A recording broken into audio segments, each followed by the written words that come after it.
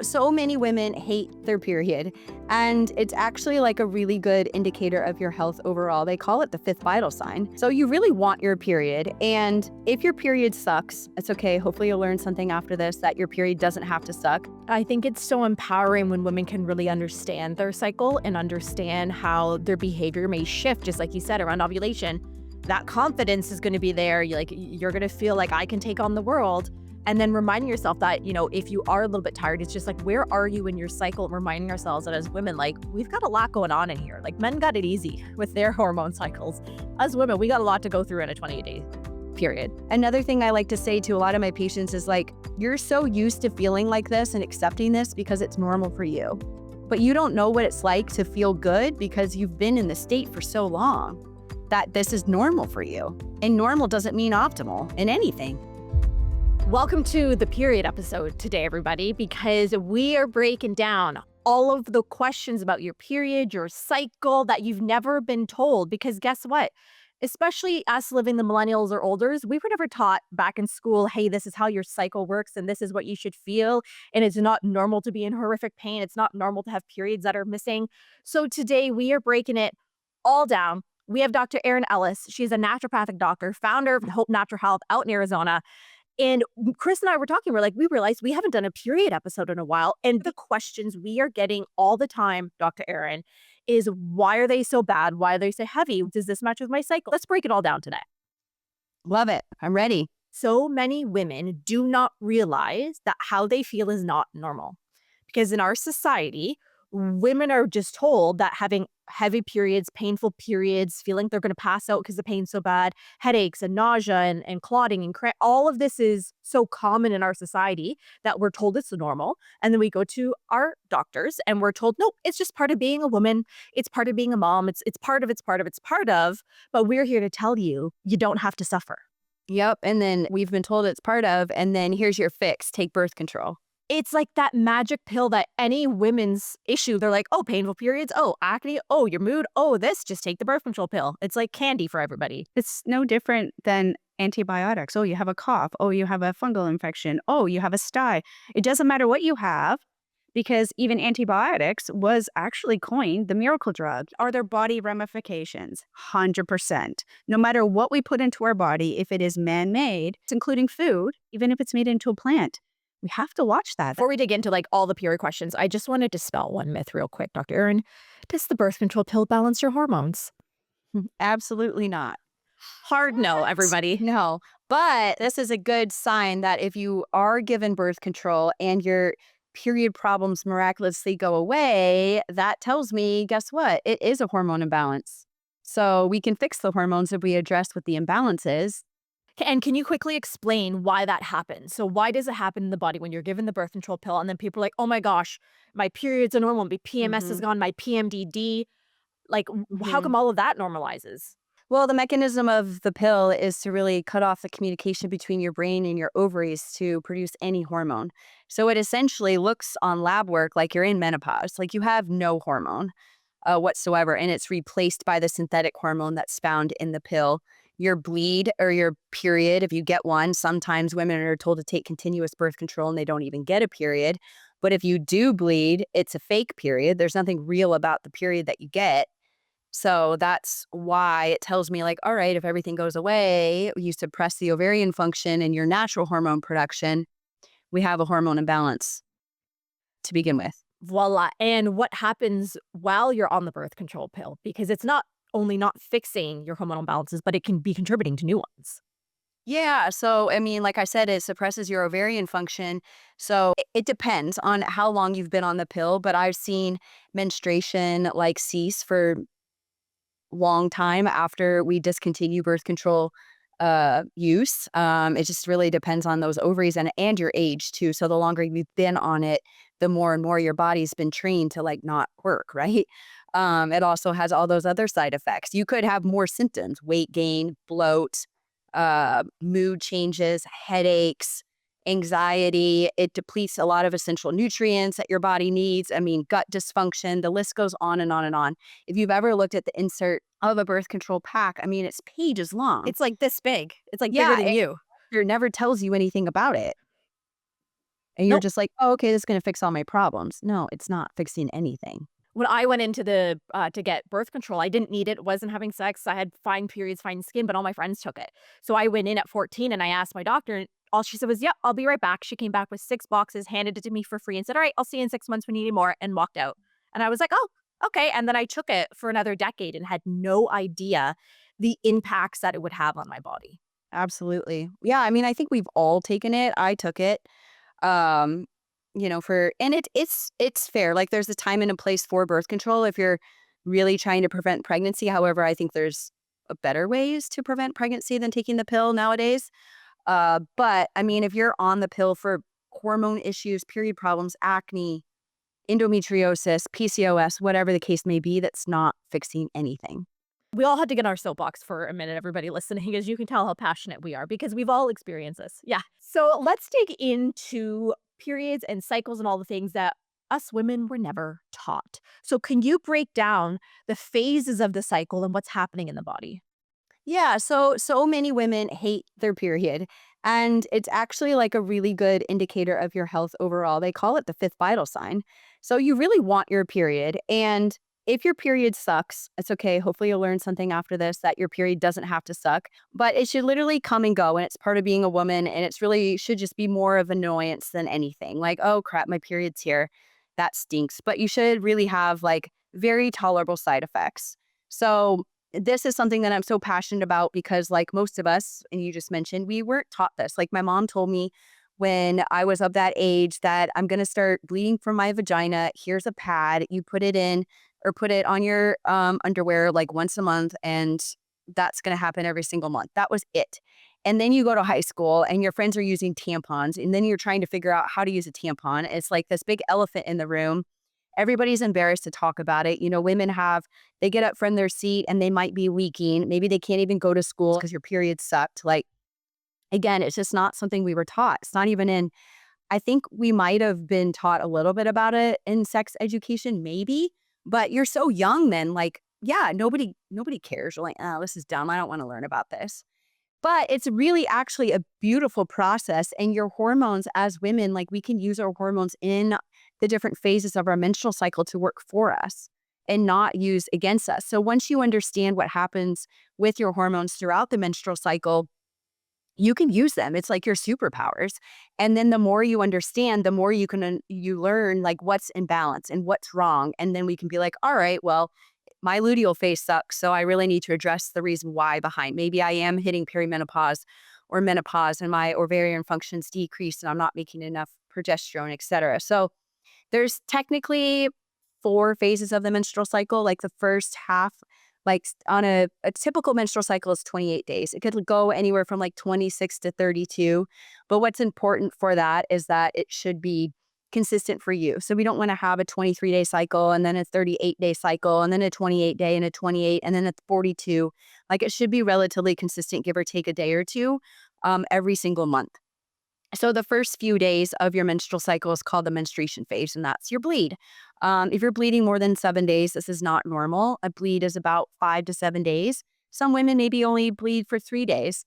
What's important to point out here is that you shouldn't be spotting for multiple days before your period. Maybe like a day where you're like, okay, she's coming. Here we go. I got to get ready. But more than that, like if you're spotting for a week or two before your cycle, not normal. So we want to bleed maybe 5 to 7 days. And in this menstrual phase you're in technically like the follicular phase, which is the first half of your cycle days 1 through 14 on this 28-day cycle. So this is where in the menstrual phase, like our hormones are very, very low and you are at your lowest. So we don't want to be doing a whole lot of things during this time. Like you really want to give your body the ability to go through the shedding process because you're shedding out your endometrial lining. Your hormones are at their lowest. You don't want to like be doing crazy cardio exercise, like go for a walk, prioritize rest, wash your nutrition, don't do, sauna, cold plunge, like anything that's more stressing to your body during this time because we really want to honor the hormones. It's really going to make your period a lot better too. And then as your period ends, we're like starting to ramp up the production of estrogen and testosterone leading into ovulation phase, which is really like the prime part of the menstrual cycle. Because if you're not ovulating, we've got a big problem. And you might think, well, I don't want to make a baby. I don't care if I ovulate. It doesn't matter. Ovulation is key to the menstrual cycle because that's where we make progesterone, and progesterone's like the queen of hormones. But during ovulation, estrogen and testosterone spike. So this is where sometimes we might have some imbalances with, like, all right, I feel like I'm having another period, or maybe your skin's rebelling, or you feel more bloated, or maybe like uh angry. Like this is a sign that we have too much estrogen and testosterone, because they do spike during this time, and that's good. But if we already have enough to begin with, and we have even more, and that can lead to more, kind of like a second period. But it's like I said, the prime part of the menstrual cycle, we really want to ovulate. Obviously, it's important if you're trying to conceive, but I think, like I just mentioned, it's important if you're not trying to conceive. After ovulation, which typically is about cycle day 14 through 16 of our regular 28-day cycle, then we have the luteal phase, which is really my favorite phase, because that's where progesterone should be at its peak. And it's the best time to really get your hormones tested, about 7 to 10 days after you ovulate. It's crazy how many women I ask clinically, like, do you know when you ovulate? Like, can you feel it? And they're like, I have no idea. Like, I might have used to track that because I was trying to get pregnant, but now it like means nothing to me. So I don't really care. And I'm like, well, let's pay attention because it's really important, for your menstrual cycle. And then I can give me a little bit more data about, maybe some hormone imbalances. So the luteal phase is that last phase, and where progesterone is at its peak. But this is also the phase where progesterone, like I said, is the queen. She's very anti-anxiolytic, anti-inflammatory, helpful for weight loss, calming to the brain and the nervous system. But she's also your productivity queen. Like this is like the what I call the get stuff done phase. Like this is where we can get those things off the to-do list, and really focus on, productivity during this phase, progesterone productivity. Ovulation is a good time to do like podcasts like this. Your skin is glowing. Like you might be like, ooh, I'm going to go out on a date, or I'm going to ask this guy out, or I'm going to ask my boss for a raise. You have a little bit more um, dare, I guess, in you to do things like that's the hormones backing you. So it's important. And also, like after the luteal phase, we're going to get back into the menstrual phase. So after the luteal phase ends, is like, all right, my hormones are starting to dwindle, and it's okay if I'm feeling a little bit tired. But if you're all of a sudden like tired and you're not entirely sure why, we tend to beat ourselves up. Like, why am I so tired? I slept well. Like, there's no reason why I should be tired. But then you're like, wait, where am I in my menstrual cycle? Oh, okay, she's coming in a few days. This is why I'm tired. Then you give yourself grace and compassion rather than beating yourself up and trying to push yourself. So that's basically the phases in a nutshell, and how we can kind of use them to work for us and not against us. I think it's so empowering when women can really understand their cycle and understand how their behavior may shift, just like you said, around ovulation. That confidence is going to be there. You're going to feel like I can take on the world. And then reminding yourself that, if you are a little bit tired, it's just like, where are you in your cycle? And reminding ourselves that as women, like, we've got a lot going on in here. Like, men got it easy with their hormone cycles. As women, we got a lot to go through in a 28-day period. Yeah, hormones are really all over the place, like up and down, cycle, little roller coaster for us women. Whereas men, it's literally a steady state. They have two main hormones, testosterone and cortisol, and they don't have fluctuations based on certain times of the month. It should be a steady state for them. So that's why, then we often are deemed like we're crazy, we're losing our mind. It's like, no, it's your hormones. Like they just are unbalanced. Yeah. Whereas, men are pretty even kilter throughout, every day. Mhm. We see a lot of hormonal imbalance symptoms popping up for our clients. What are some of the most common ones that you're seeing, and what's happening in the body? Yeah, so most common, I would say, are heavy periods and painful periods. We can add in like some other PMS like bloat, fatigue, acne, but I would say heavy painful periods are probably the most, and also the most like detrimental to a woman's life. Like they're missing school. They really just want to hang out at home. They're canceling their schedules. They can't function. They're missing their kids' sports or activities. It's because they can't leave the house. Ladies, this is not normal.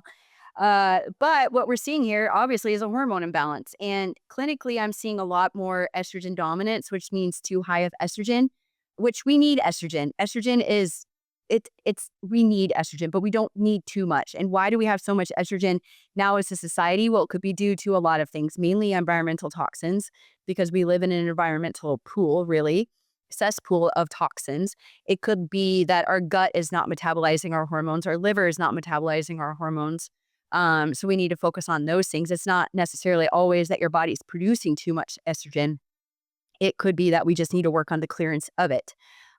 Secondary would be the painful periods, which could be estrogen as well in comparison to progesterone. So that's why. And then we're looking at the why. So it could be environmental toxins, but it also could be stress. Stress plays a huge role in our menstrual health. And if we're chronically in a stress-induced state, we're stealing our hormone and we're stealing mainly progesterone. So then we really have that imbalance between estrogen and progesterone causing, a lot of these symptoms and side effects. Hmm. Now, Chris, what are some of the biggest symptoms and side effects that we're seeing here in the Clear Skin Solution? No, I agree with Dr. Erin. So definitely and we're not talking, oh, I have pain. We're talking double over fetal position, praying for death. We're talking about bleeding. And I always say, they're like, oh, it's heavy. I'm like, explain. I'm like, are you changing your sanitary application, every 2, 3 hours?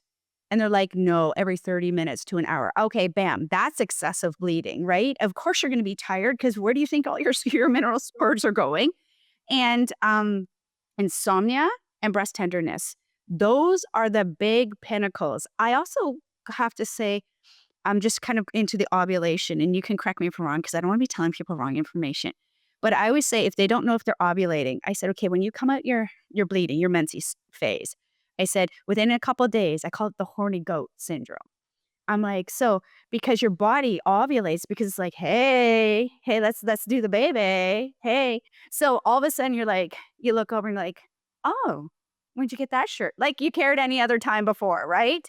So it's like, it's kind of pushing that. So it's like, I try to find those nuances if they can't kind of click it because every woman knows the symptoms that ails them, but they don't know the symptoms in order to help modulate it or help to kind of identify it. So I'm like, are you going through the horny goat phase? And I explain it, right? And then day 12, everybody loves day 12. Everyone's happy at day 12. And like you said, and then day 14 to 16, oh yeah, we're jamming. Like the things I get done is fantastic. So whether you are brand new into a period or even in perimenopause, these still should remain relative, right? Of course, estrogen's declining. We spend most of our life in estrogen dominance. But it's like all of these cofactors. So I'm like, I use that kind of as a baseline. But when I get those 4 symptoms, I'm just like, oh, estrogen, why? Why? Right? And I don't want to falter all the time. It's not just that. Also could be cortisol because they have a close relationship. But those symptoms, so if you want to just like nail those ones, because I'm telling you, people are like, Chris, stop talking. Let her just tell me why I'm on the bathroom floor. The pain, the excessive bleeding, more a little bit in detail because a lot of our clients, because they get that one-on-one, we get to go in a little bit more detail. But then again, just specifically in the insomnia, in the luteal, more so, and the breast tenderness, which can go in luteal at certain phases. But then, of course, it can just come right just out of the cusp of the follicular, right? Yeah, so breast tenderness is a interesting one because it can have something to do with progesterone and it can have something to do with estrogen. It could have a combination of both. If you give your body, so if we're doing like bioidentical hormone replacement therapy and giving the body progesterone, if you give it too fast, you can get the breast tenderness. But if you drop your progesterone too low in comparison to progesterone, it could also cause breast tenderness. So that's why it's so important to test and not guess. So there's so many women come and they're like, or I see on social media, like, what can I take for cramps? It's like, stop asking like that pill for your ill. Let's figure out why do you have the cramps in the first place? And again, it could be the estrogen. It could be too much estrogen or progesterone. It could be you have enough progesterone, but you have way too much estrogen. It also could be we can't rule out, or we have to rule out pathology. You could have cysts. You could have fibroids. You could have endometriosis. You could have adenomyosis. You could have a clotting factor or a clotting disease that you're not able to clot and you're bleeding, bleeding, bleeding, bleeding, bleeding. I actually found this in a woman not too long ago where we ruled out everything else. And I'm like, why in the hell is she still bleeding so heavily? Sure enough, she had some clotting issues. And as soon as we supported that, she's like, oh my God, I've never had a period like this one that I've had. Like we figured it out. So the insomnia is probably besides libido decreasing, even in perimenopause, menopause, I would say sleep is probably the second thing, if not the first, that we start to see shift, and that's due to progesterone. So, like I mentioned, progesterone is like the calming hormone. It acts on our GABA receptors, which is very, very sedating. And if you're ever taking progesterone, like you take it at bedtime because it promotes that calm, restful sleep. So if you're and if you have that issue in the luteal phase, ding, ding, ding, ding, that's something with progesterone. Either you didn't ovulate, you're burning through your progesterone due to a stress response, or you're hitting, the fluctuation of perimenopause where your ovaries are just not working as well. Yeah, and I'm seeing it younger and younger and younger, and I'm Oh, like, yeah. "Why do you Yep. have it?" Like, I'm like, "Do you pay bills?" "No." Yeah. "What is your stress?" Like, what's Oh my happening God, here? stress. I can't even start with stress. Like, I honestly think it's probably the underlying, we like to say obstacles to cure in naturopathic medicine. And I would say that that's probably the number one obstacle to cure for, I would say, all symptoms. Agreed. Like, Yeah. That's totally been my methodology from the get-go. I even teach it as, like, a linear scale of how we can move it, right? but people don't So like to believe it is the issue is like I can't tell you how many clients we've worked with and we're like stress like what's going they're like no I don't think you get it though it's like I'm having my period issue I'm like we understand what is going on with your stress and they just do not want to accept that this is a major trigger that's happening. Huge. And it could just be, so it's not always just like stress. Like, I'm busy and I'm a mom and I got all this going on. We can't forget about like trauma. We can't forget about travel. We can't forget about, breakups or grief or things like that. That is still stress. Injury, illness, all of it. Like, that is all stress. It doesn't necessarily mean I've got so much going on. It's fascinating, and it's like I just can't figure out the reason why people are so unwilling to accept that these stressors in their life are impacting their health, and when a client finally grasps it, we're like, "Oh, okay. Here we go. Yeah. Now we can start moving the needle." No, we're not taught any of this. But I just keep showing it on their lab work, and they're like, "Well, why is this?" I'm like, "Look, stress.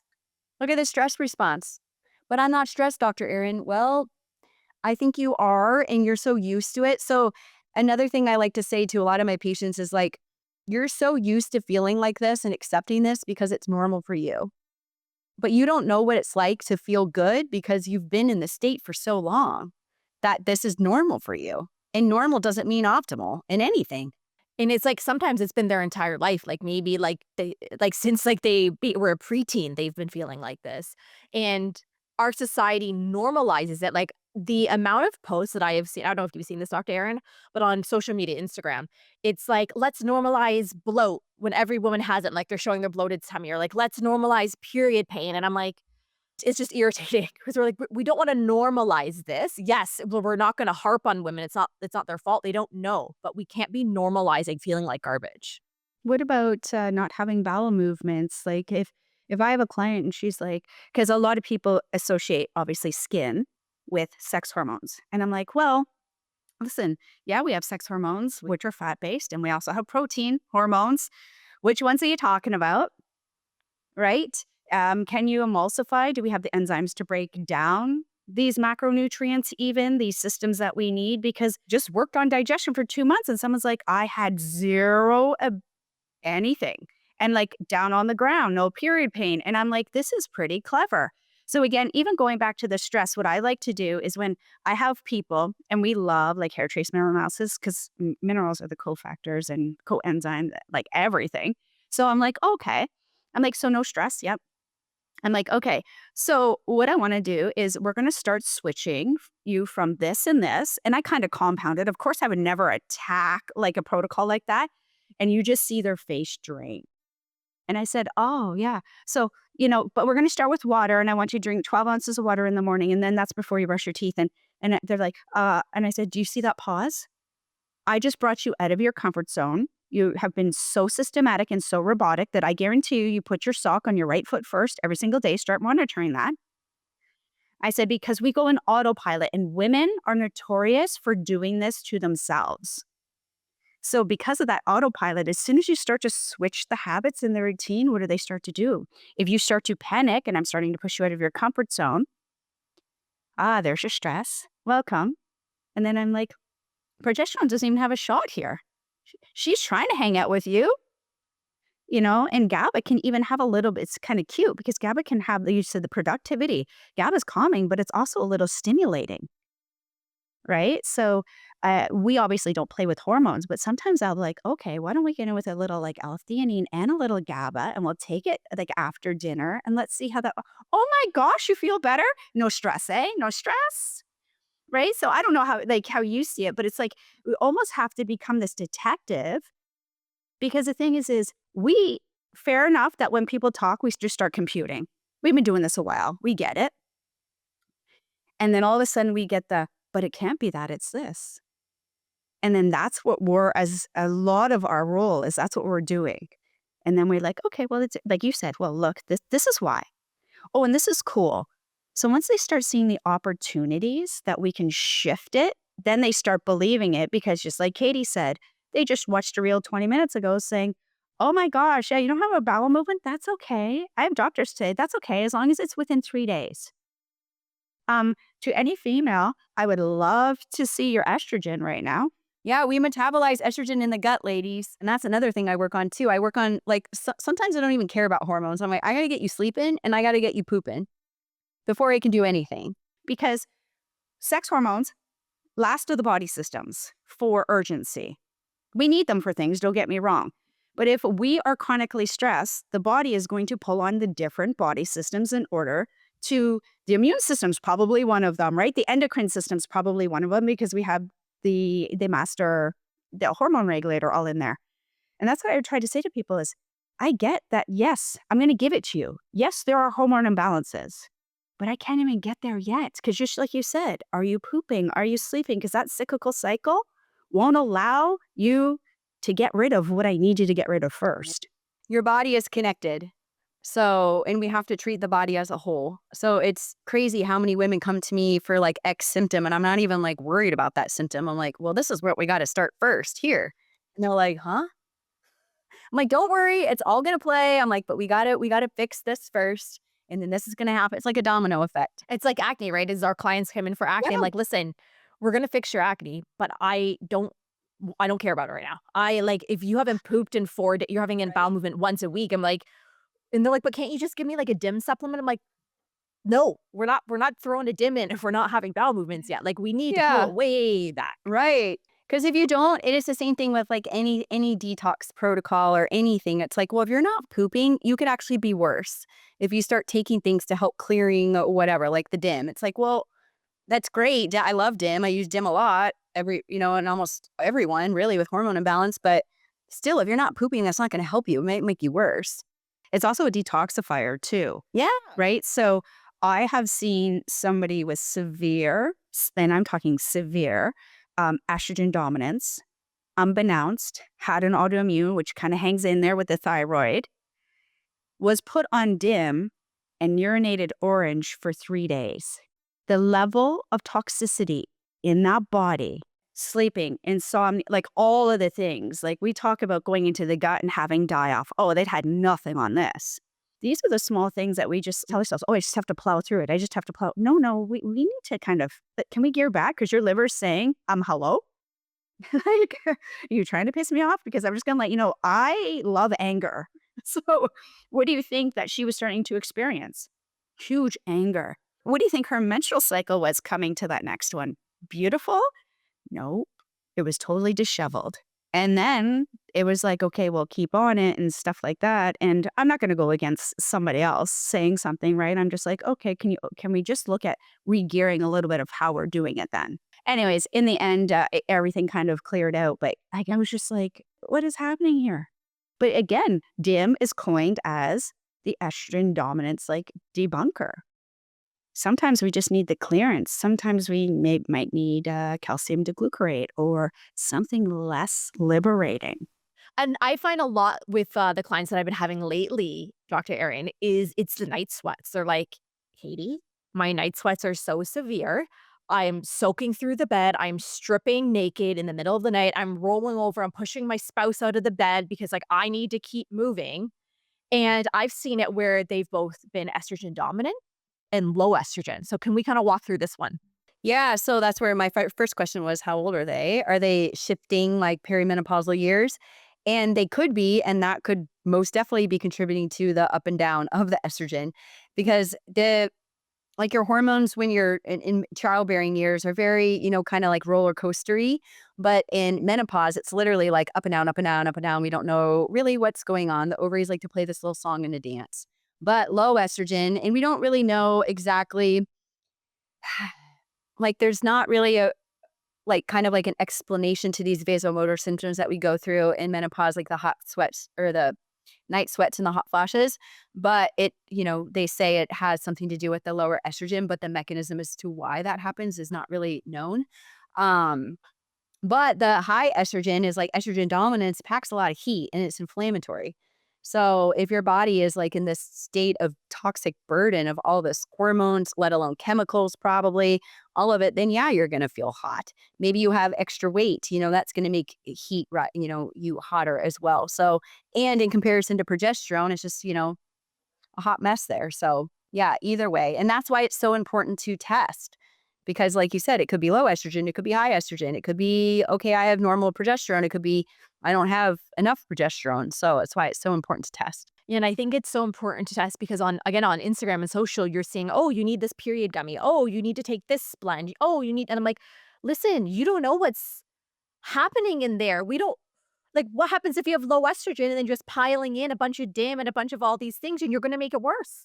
So it happened to me, not intentionally, but we were trying to treat a breast pathology with a lot of DIM. And so I was on a pretty high dose of DIM. And for, I don't know, 3 or 4 cycles in a row, I was having like insane breast tenderness. Like I've never experienced that before. And I'm like, I think my estrogens are too low. And sure enough, as soon as I dropped the DIM, which was safe to do, don't take my medical advice. This is specific for me, like the breast tenderness resolved, but I was also getting like some hot flashes and such. And I'm like, can I get off this DIM right now? Like it's too much. My estrogen's dropped. So yes, we don't want to take a pill for your ill. If you have the symptoms, stop saying like, what can I take for my cramps? What can I take for my breast tenderness? What can I take for my heavy period? Stop. Like ask yourself, why do we have the cramps? Why do we have the breast tenderness? Why do we have the heavy periods? Let's ask the why instead of like, take this pill for your ill. We don't know. It's hard to answer that. I don't know what's going on. That's what I get in my DMs all the time. Katie, what supplements should I take? And I always say, I don't know. I have no idea. I don't know your health history. I don't know your lab results. This is like, we're so used to that doctor pill for an ill. It's like, I have the symptom, I take this pill, and it's not as easy as that. And we don't want to be making things worse. Yes. And we are such fragile women. Our body is so fragile. We're very, very sensitive. Like there's a lot that be going on. It might not even be your sex hormones. It could be your thyroid for Pete's sake. Like it might not even be, we don't know. It could just be nutrient deficiency. Who knows? There's just so much to know when it comes to our periods. It's like, I wish they would start putting this into like curriculum, some type of education. I guess that's, the new next generation of social media to learn all these things, hopefully. So when you're working with your clients, maybe we can talk about what are some lifestyle habits we can start to implement that can help improve our periods and our hormones and our cycles.